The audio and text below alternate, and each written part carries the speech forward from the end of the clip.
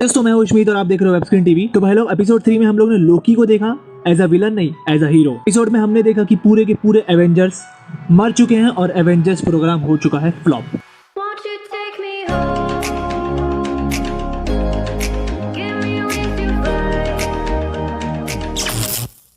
तो एपिसोड के स्टार्टिंग में हम लोग ने वॉचर को देखा वही सेम डायलॉग मारते हुए जो वो हर एक एपिसोड में मारता है कि रियलिटी एक शीशा है एंडलेस पॉसिबिलिटीज का, जहाँ पे एक छोटी सी चॉइस कैसे भयंकर टाइमलाइंस में तब्दील हो सकती है। और उसी के साथ एपिसोड के स्टार्टिंग में हमने देखा कि निक फ्यूरी वही प्लान बना रहा है एवेंजर्स इनिशिएटिव का और वही अपने प्लान के बारे में नताशा को बता रहा है। इस इनिशिएटिव के लिए सबसे पहला कैंडिडेट सुपर हीरो होने वाला है आयरन मैन, जो कि एक टफ चॉइस है बट फिर भी निक फ्यूरी उस पर भरोसा करता है। निक फ्यूरी आयरन मैन को मिलने आता है तो स्टार्टिंग में हम लोग ये देखते हैं कि आयरन मैन मर चुका है। बट भाई लोग मजे की बात यह है कि आयरन मैन की डेथ नेक्सस इवेंट नहीं है। इस एपिसोड के नेक्सस इवेंट के बारे में आगे पता चलेगा। तो एक्चुअल में क्या होता है कि जो लिथियम डाइऑक्साइड है उसको ब्लैक विडो आयरन मैन के गले में इंजेक्ट कर देती है, बिल्कुल एक्चुअल आयरन मैन मूवी की तरह। लेकिन वो जो लिथियम डाइऑक्साइड है वो एक्चुअल में आयरन मैन को आर्क रिएक्टर से होने वाली प्रॉब्लम को नेग्लेक्ट करने की ताकत देने वाला था। लेकिन वो इंजेक्ट होते ही हम वहाँ पे देखते हैं कि आयरन मैन मर चुका है और सारा इल्जाम आ जाता है ब्लैक विडो पर। बट फिर भी निक फ्यूरी और ब्लैक विडो दोनों की तरह जानते हैं कि इसमें ब्लैक विडो का कोई हाथ नहीं था। ये सब एक साजिश है जिसके बारे में आगे निक फ्यूरी पता लगाने वाला है।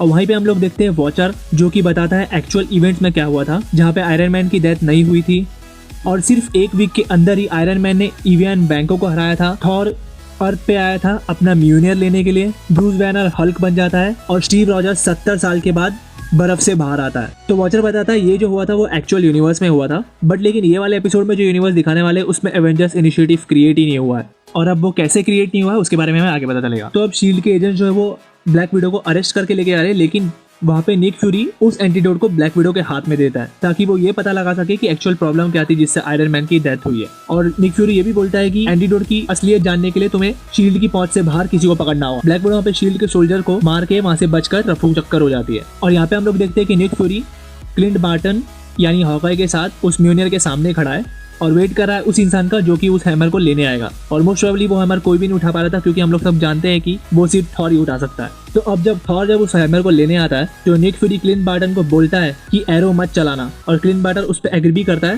फिर भी वो एरो उसके हाथ से छूट जाता है और थॉर के सीने पे लग जाता है और वहीं पे थॉर मर जाता है। बट क्लिंट बार्टन फिर भी बोलता है कि ये एरो उसने नहीं छोड़ा। तो अब टोनी स्टार्क थॉर दोनों मर चुके हैं। और तीसरा हम लोग ये देखते हैं कि अनफॉर्चुनेटली क्लिंट बार्टन भी मर जाता है किसी खुफिया तरीके से। तो अब निक फ्यूरी ये समझ जाता है कि किसी एक इंसान का इन सब में हाथ है और वो इंसान एवेंजर्स इनिशिएटिव को पूरा होने देना नहीं चाहता। और भाई लोग याद रखना कि ये सारे इवेंट्स एक हफ्ते में हो रहे हैं, जहाँ पे आयरन मैन की डेथ हुई मंडे को, थॉर की डेथ हुई ट्यूसडे को और साथ में क्लिंट बार्टन की भी डेथ हुई उसी दिन। और अब आते हैं वेडनेसडे पे जहाँ पे ब्लैक विडो उस एंटीडोट के बारे में जानने के लिए पहुंचती है डॉक्टर रॉस के पास। और वो इसलिए उसके पास जाती है क्योंकि वो शील्ड की पहुंच से बाहर है। तो वहाँ पे डॉक्टर रॉस बताती है कि उस एंटीडोट में से एक्चुअल में लिथियम डाइऑक्साइड बाहर ही नहीं आया, बल्कि कोई ऐसी नैनोटेक की चीज बाहर आई है जिसने टोनी स्टार्क के अंदर जाके टोनी स्टार्क को खत्म किया। तो अब निक फ्यूरी ब्लैक विडो को फोन करके बताता है कि बार्टन भी मर चुका है। अब उस सीक्रेट असासिन का नेक्स्ट शिकार होगा हल्क, क्योंकि हल्क भी लिस्ट में था एवेंजर्स इनिशिएटिव के। तो फिर ब्लैक विडो को वहाँ पे उसी रूम में हल्क भी मिल जाता है और वो हल्क को बताती है कि वो खतरे में है और वो उसे सेफ रखना चाहती है।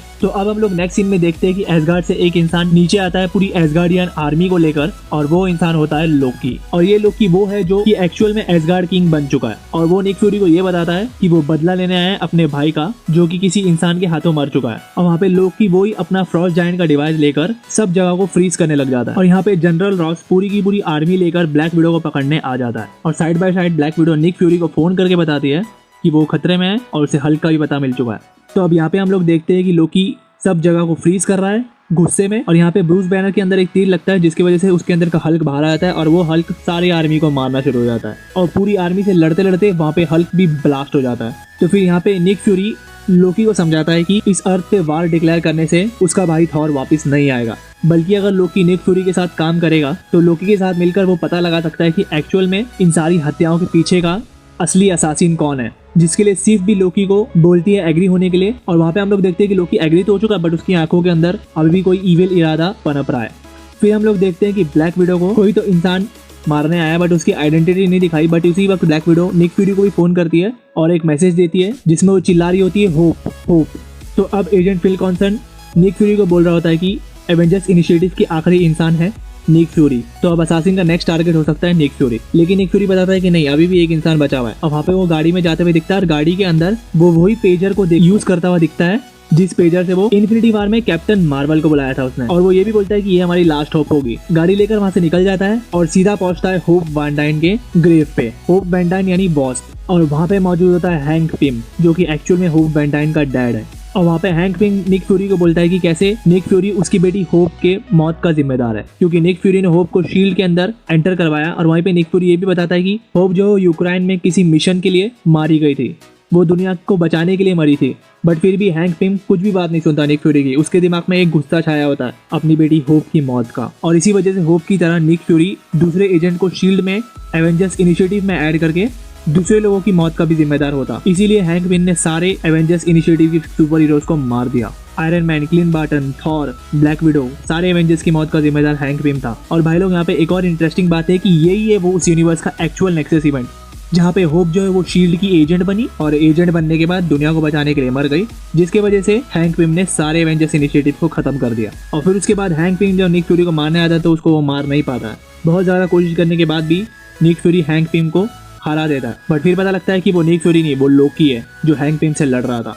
तो अब हैंक पिम पकड़े जाने के बाद लोकी अपने असली इरादों के बारे में बताता है, जहाँ वो बोलता है कि उसका मकसद हैमर लेने के लिए नहीं, उसका मकसद कुछ और है। जहाँ पे वो न्यूयॉर्क में यूनाइटेड किंगडम में पूरी दुनिया के सामने ऐलान कर देता है कि अब उसका राज अर्थ पे, वो होगा अर्थ का रूलर। और इस यूनिवर्स में लोकी के अर्थ पे राज करने का सपना हो जाता है पूरा। और एंड में हम लोग देखते हैं कि निक फ्यूरी पहुंचता है कैप्टन अमेरिका की वही शील्ड के पास। लेकिन एक इंपॉर्टेंट बात यहाँ पे देखने वाली थी कि कैप्टन अमेरिका पूरे एपिसोड में नहीं देखा, तो मोस्ट प्रोबेबली ये चीज नेक्स्ट एपिसोड्स के लिए बचाई होगी, क्योंकि एंड में हम लोग ने देखा कैप्टन मार्वल को, जो कि छोटे मोटे मकसद के लिए तो अर्थ पे आई नहीं होगी। तो अब हम लोग जानते हैं कि इन एपिसोड्स के आगे की स्टोरी भी हम लोग को दिखने वाली है। वो शायद हम लोग को इन 9 एपिसोड में पता लगी या फिर व्हाट इफ सीजन 2 में पता लगेगी, उसके बारे में तो वक्त ही बताएगा। बट फिर भी इतना बोल सकते हैं कि ये 3 एपिसोड की बात करें तो तीनों की तीनों एक से बढ़कर एक है एपिसोड में। सब एपिसोड अपनी जगह पे एक बेस्ट जगह डिजर्व करते हैं। तो अब आगे देखते हैं कि आगे वाले एपिसोड में हमें क्या क्या इनफाइनाइट पॉसिबिलिटीज देखेगी। तो जल्दी से ये बीच वाले सब्सक्राइब बटन को क्लिक कर दीजिए ताकि आप लोग व्हाट इफ एपिसोड की रिगार्डिंग कोई भी वीडियो मिस ना कर पाए, क्योंकि मैं बहुत सारी और भी वीडियोस लेके आने वाला हूँ व्हाट इफ एपिसोड के रिगार्डिंग। तो जल्दी से चैनल को सब्सक्राइब कर लीजिए और राइट वाली वीडियो पे क्लिक कर दीजिए अगर आप लोग व्हाट इफ एपिसोड 2 के बारे में जानना चाहते हो। तो इसी के साथ भाई लोग मिलता हूँ मेरे नेक्स्ट वीडियो में, तब तक के लिए टेक केयर, बाय बाय।